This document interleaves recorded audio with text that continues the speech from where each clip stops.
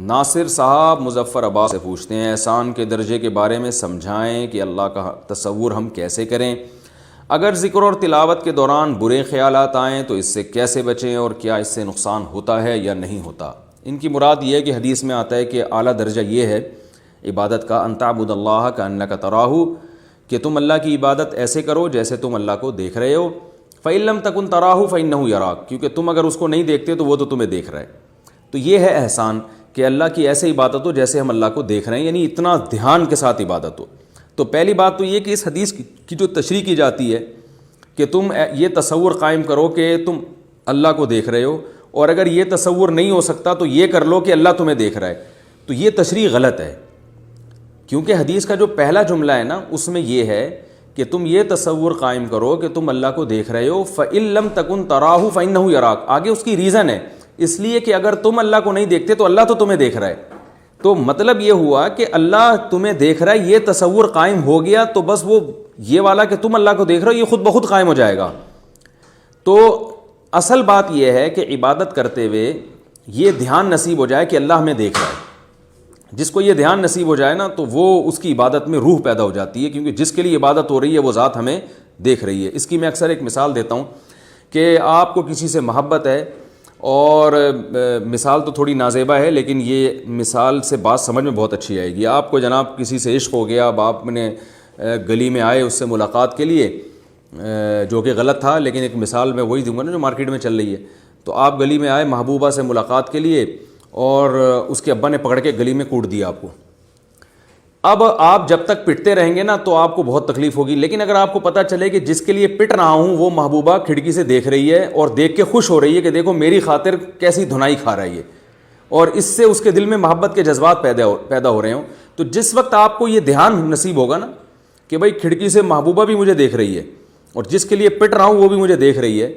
تو پھر اس پٹائی میں بھی ایک چاشنی پیدا ہو جائے گی،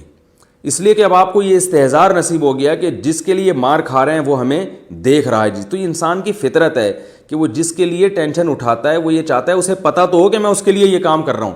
تو جب ہم نماز پڑھتے ہیں ہاتھ باندھ کے وضو کر کے وقت بھی نکالتے ہیں اللہ کے لیے، اور ٹینشن میں آ کے سارے کاموں کو چھوڑ کر ہاتھ باندھ کے تمیز سے چپ چاپ کھڑے ہو جاتے ہیں۔ آپ کو پتہ ہے اس زمانے میں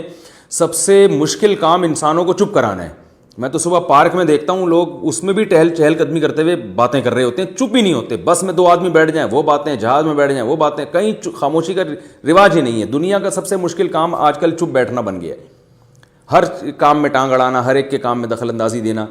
تو لیکن نماز میں ہم سب مسلمانوں کو دیکھتے ہیں ماشاءاللہ باوضو ہو کے ہاتھ باندھ کے چپ چاپ کھڑے ہو جاتے ہیں، جب تک امام سلام نہیں پھیرتا نا وہ کوئی اعتراض نہیں کرتے امام پر کہ یہ موٹا امام ہے، یہ دبلا امام ہے، اس کا قد لمبا کیوں ہے، ملکی حالات کیا چل رہے ہیں، اور جناب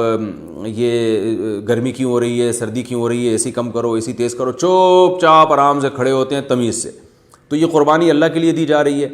اور پڑھتے بھی ہیں تو وہی جس کا اللہ نے حکم دیا، سبحان ربی الاعلیٰ سبحان ربی العظیم۔ تو اس وقت اگر یہ استحضار نصیب ہو جائے کہ میں اپنے کاروبار کو، اپنے بزنس کو چھوڑ کر جس ذات کے لیے آیا ہوں وہ ذات مجھے دیکھ رہی ہے، تو نماز میں انسان کو مزہ آنا شروع ہو جائے گا۔ اگر یہ استحضار ہی نہ ہو تو لطف نہیں آتا، نماز میں جان پیدا نہیں ہوتی، ہم جیسے آ کے کھڑے ہوتے ہیں تو بس پتہ ہی نہیں ہوتا کیا کر رہے ہیں۔ تو یہ استحضار ہوگا بھائی جس ذات کے لیے کھڑے ہوئے ہیں وہ ذات ہمیں دیکھ رہی ہے۔ جب انسان نے روزہ رکھا، بھوک اور پیاس برداشت کرتا ہے، تو یہ احساس جس کو نصیب ہو گیا کہ جس ذات کے لیے بھوک پیاس برداشت کی ہے میں نے وہ ذات مجھے دیکھ رہی ہے، تو بس یہی درجہ جس کو حاصل ہو جائے نا یہ احسان ہے۔ جب آپ تلاوت کر رہے ہیں تو آپ کو احساس ہو جائے کہ جس کا کلام میں پڑھ رہا ہوں، کسی شاعر کا کلام پڑھیں اسے کتنی خوشی ہوتی ہے، تو جس رب کا میں کلام پڑھ رہا ہوں وہ سن رہا ہے تو اسے کتنی خوشی ہوگی۔ یہ استحضار جس کو نصیب ہو جائے وہ درجہ احسان تک پہنچ گیا۔ تو یہ استحضار چونکہ ہمیں ہوتا نہیں ہے، ہم تلاوت کے وقت بھی دماغ ادھر ادھر بھٹک رہا ہے، نماز کے وقت بھی بھٹک رہا ہے، روزے میں بھی بھٹک رہا ہے، کوئی صدقہ کر رہے ہیں تو دماغ میں اللہ کا تصور نہیں رہتا، تو اس لیے عبادات میں پھر طاقت اور جان ختم ہو جاتی ہے۔ تو اس کے لیے تصور ایسا کرنا پڑتا ہے کہ اللہ کا استحضار نصیب ہو۔ رہا یہ مسئلہ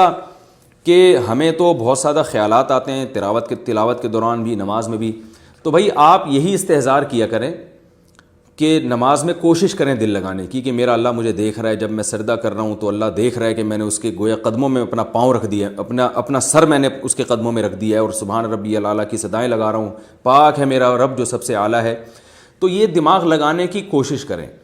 بس جتنی کوشش آپ کر لیں اور اس سے جتنا دماغ لگ جائے ٹھیک ہے، اس سے زیادہ ٹینشن نہ لیں، کیونکہ یہ دل اور دماغ اپنے کنٹرول میں نہیں ہے۔ یہ کوشش تو کر سکتا ہے ایک طرف دل کو پھیرنے کی، 100% یہ اپنے کنٹرول میں نہیں ہوتے، کیونکہ آج کل انسان کی لائف اتنی مصروف ہے، دن بھر پتہ نہیں اٹرم شٹرم کن کاموں میں لگا رہتا ہے، اسی طرح آ کے نماز کے لیے کھڑا ہو جاتا ہے وہ۔ تو اگر زیادہ آپ پریشان ہوں گے نا تو پھر انسان کی نفسیاتی بیماریوں کی طرف چلا جاتا ہے۔ تو دھیان لگانے کا ایک علماء اکثر ایک نسخہ یہ بیان کرتے ہیں کہ بھائی اپنے آپ کو فضول ایکٹیویٹیز سے بچائیں،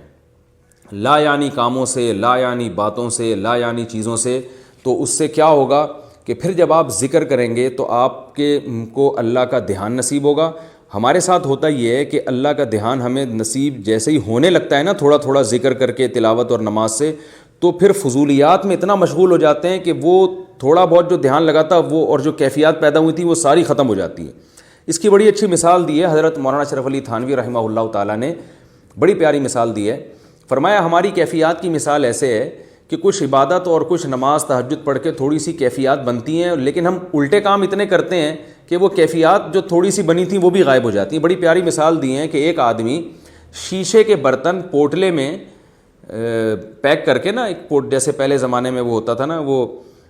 رومال میں چیزیں رکھ کے وہ اپنے کندھے پہ لٹکا کے بیچنے والے جا رہے ہوتے تھے، تو وہ شیشے کے برتن تھے، وہ لے کے جا رہا تھا بیچنے کے لیے۔ تو کسی سیٹھ صاحب نے دیکھا، اس کو رکوایا، بولا یہ نیچے رکھو۔ اس بیچارے نے نیچے رکھ دیا۔ تو سیٹھ صاحب کی عادت تھی ہر چیز کو ٹھوکر مار کے پوچھتے تھے یہ کیا ہے، تو سیٹھ کو تو نہیں پتا تھا کہ اندر شیشے کے برتن ہیں، تو سیٹھ صاحب نے ٹھوکر مار کے پوچھی یہ کیا ہے، تو وہ کہتا ہے جو بیچنے کے لیے آیا کہہ رہا ہے نہیں تھا، اب نہیں ہے، مطلب کہ ٹھوکر لگا اور اب یہ ختم ہو گیا۔ تو سیٹھ نے پوچھا کہ بھئی یہ کیا ہے، ٹھوکر مار کے پوچھا، تو بیچنے والے نے کہا ہے نہیں تھا۔